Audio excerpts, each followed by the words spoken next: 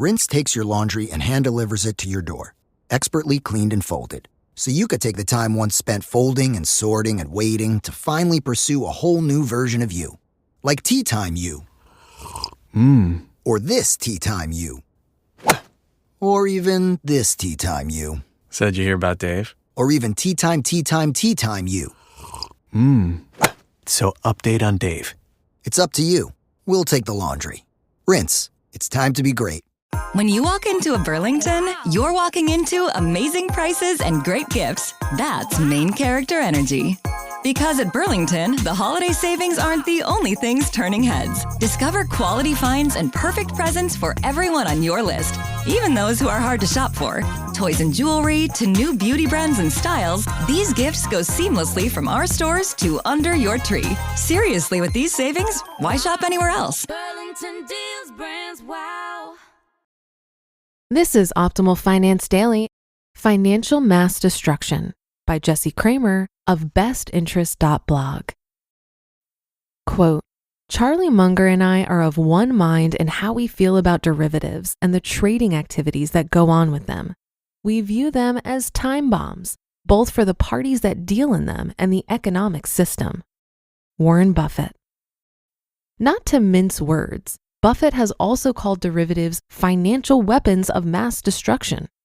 Then in the 2007 Berkshire shareholders meeting, Buffett shares how derivatives hide leverage in the financial system, and the combination of the two is the real cause of financial mass destruction. What are derivatives? What is leverage? Why should it matter to small fish investors like you and me? Derivatives and Leverage 101. Derivatives, quite simply, derive their value based on the price movement of a different asset. It's like a sports bet. The actual competition between the Lakers and the Celtics has NBA implications, but bets with real financial implications can derive their value from the outcome of the game. Leverage is borrowed money that's used to invest. Just like a lever arm helps us lift more weight than we otherwise could, financial leverage gives us more money to invest and earn more profit than we could on our own. Simple example. You have $10,000. You convince a bank to let you borrow $100,000. You are levered 10 to 1. You invest the full amount. Your investment goes up by 5%. You've turned $110,000 into $115,500.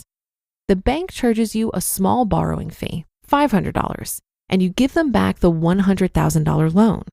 And you're left with $15,000, a 50% return on your original capital.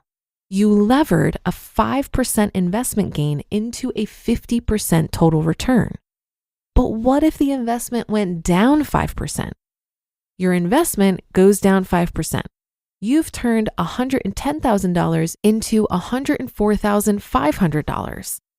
The bank charges you a small borrowing fee, $500, and you give them back the $100,000 loan. And you're left with $4,000, a 60% loss on your original capital.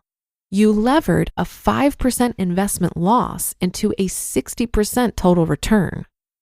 The physics analogy holds. The same leverage that boosts your portfolio can catapult it away. Neither derivatives nor leverage is free.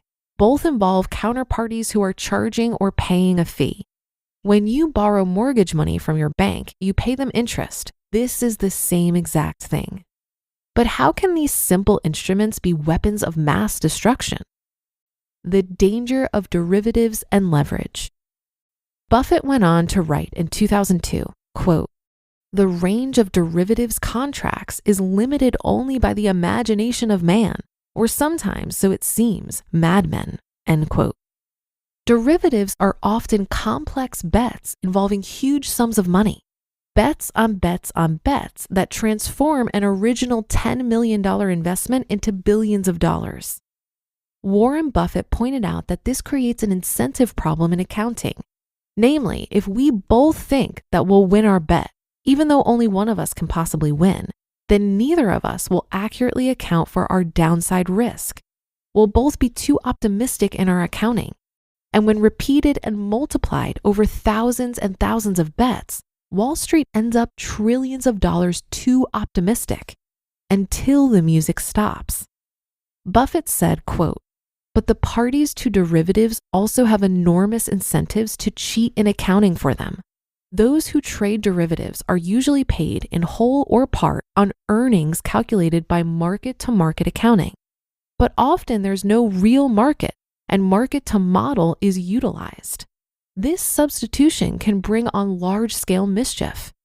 As a general rule, contracts involving multiple reference items and distant settlement dates increase the opportunities for counterparties to use fanciful assumptions. In extreme cases, market to model degenerates into what I would call market to myth," end quote. The 2007-2008 Great Financial Crisis was caused by derivatives and leverage. The short explanation is mortgages were turned into bonds. Derivatives were sold against those bonds. If a bond goes to zero, you pay me a lot of money. Many of those derivatives involved leverage. The bond might only be worth $1 million, but if it goes to zero, the derivative contract pays me $10 million. Neither party in the derivatives was accounting for them fairly, Buffett's mark to myth. And when the bonds did fail, many firms had far too few assets to cover their derivative debts.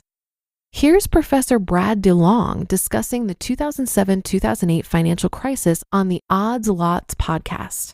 Quote, "And it was the fact that mortgage derivatives were held by guys who were leveraged 4-to-1 as their core reserves that made a simple crash of an asset into an enormous interlinked chain of bankruptcies, where at the bottom, no one is sure they're solvent because everyone has so much counterparty risk. They don't understand that everyone pulls into their shells and sells what they can and otherwise hunkers down," end quote. Solvent? Counterparty risk? Most major players in 2007-2008 found themselves thinking, firms A and B owe us big money, and we owe firms C and D. But if we don't get paid by A and B, we're insolvent and going out of business. So we can't pay C and D until we're sure we'll survive. Thus, the global economy freezes, financial weapons of mass destruction. I recently finished When Genius Failed by Roger Lowenstein, chronicling the rise and fall of long-term capital management. Long story short, long-term capital management failed because their leveraged derivatives eventually stopped working in their favor and did so catastrophically. Long-term capital management, a firm of about 190 employees, had serious effects on the global economy.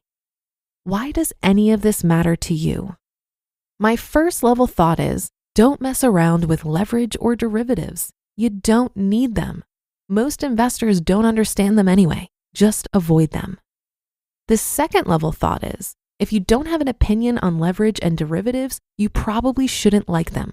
We'll explain why in a minute. But the deeper lesson is, be aware they exist and don't let their destruction scare you. Public markets are similar to casinos. We're using the same chips, the same cards, the same dice. We're all trading stocks and bonds, right? Some of our games differ, as do our bet sizes. But to the untrained eye, it appears we're all playing the same games. But I disagree. Some of us are playing slow and steady games with the odds in our favor. Others are playing flashy games with huge sums of money. Worse yet, some people are borrowing leverage and making side bets, derivatives. When the flashy, levered derivative bets go bad, it can feel like the whole casino is crashing around you. Huge sums lost. Gamblers entering default. Should you cut your losses and run for the door? It's completely human to panic. But no, you're playing a different game than them. You still own your chips. Your process has been working. The casino is still afloat. Yes, their leverage and their derivatives affect what you see, hear, and feel. But the chaotic sideshow is over there. They're losing money. You can carry on. Many investors don't realize this. They assume they're playing the same game as everyone else. So when everyone else runs to the door, they run too. But investing doesn't have to work that way. You and I can play our slow and steady game, keep calm, and carry on. You just listened to the post titled Financial Mass Destruction by Jesse Cramer of bestinterest.blog. If you're paying rent every month without earning anything in return, let me introduce you to Built, the rewards program designed for renters who want to earn something for their largest monthly expense. Let me explain. By paying rent through Built, you earn flexible points that you can actually use. I'm talking about points that can be redeemed towards hundreds of hotels and airlines, a future rent payment, your next Lyft ride, and more. Now here's the part that really makes sense from a financial perspective. It doesn't stop with your monthly check. You can earn additional points just by dining out at your favorite local spots, get VIP treatment at certain fitness studios, and enjoy exclusive experiences only available to Built members. This is a great financial hack. It's about time your rent started working for you. Earn points on rent and around your neighborhood, wherever you call home, by going to joinbuilt.com/OFD. That's joinbilt.com/OFD. Make sure to use our URL so they know we sent you. Introducing your new Dell PC, powered by the Intel Core Ultra processor. It helps you handle a lot, even when your holiday to-do list gets to be a lot. Because it's built with all-day battery, plus powerful AI features that help you do it all with ease. From editing images, to drafting emails, to summarizing large documents, to multitasking. So you can organize your holiday shopping, and make custom holiday decor, and search for great holiday deals, and respond to holiday requests, and customer questions, and customers requesting custom things, and plan the perfect holiday dinner for vegans, vegetarians, pescatarians, and Uncle Mike's carnivore diet. Luckily, you can get a PC that helps you do it all faster, so you can get it all done. That's the power of a Dell PC with Intel inside, backed by Dell's price match guarantee. Get yours today at Dell.com/holiday. Terms and conditions apply. See Dell.com for details. This article reminds me of why many people see investing as gambling. In a real sense, there are ways to invest where you're literally making a bet like described in this article. But there are other approaches to investing that are much less risky. These include prioritizing time in the market over timing the market and investing for the long term. It's really challenging to know which stocks are going to stand the test of time. This is why I'm a fan of total market index fund investing. It completely removes all the work around selecting the right companies who will prove to be good investments. This is because index funds are self-cleansing. When any individual holding loses value, at a certain point, it will be delisted from the index and replaced by stocks that are performing better. Professional investment advisors make predictions all the time on which stocks will do well based on fancy metrics and poring over earnings reports and evaluating trends. But the overwhelming majority are wrong. According to a 2020 report over a 15-year period, nearly 90% of actively managed investment funds failed to beat the market. Portfolio managers are often Ivy League educated investors who spend their entire workday attempting to outperform the stock market. If investment professionals can't consistently beat the market, why would I even try? Especially when I consider that I don't need to beat the market to meet my financial goals. I simply need to match the market. And I can do that by investing in total market index funds. But that should do it for another edition of Optimal Finance Daily. I'll be back tomorrow as usual, so I'll see you there on the Friday show where your optimal life awaits.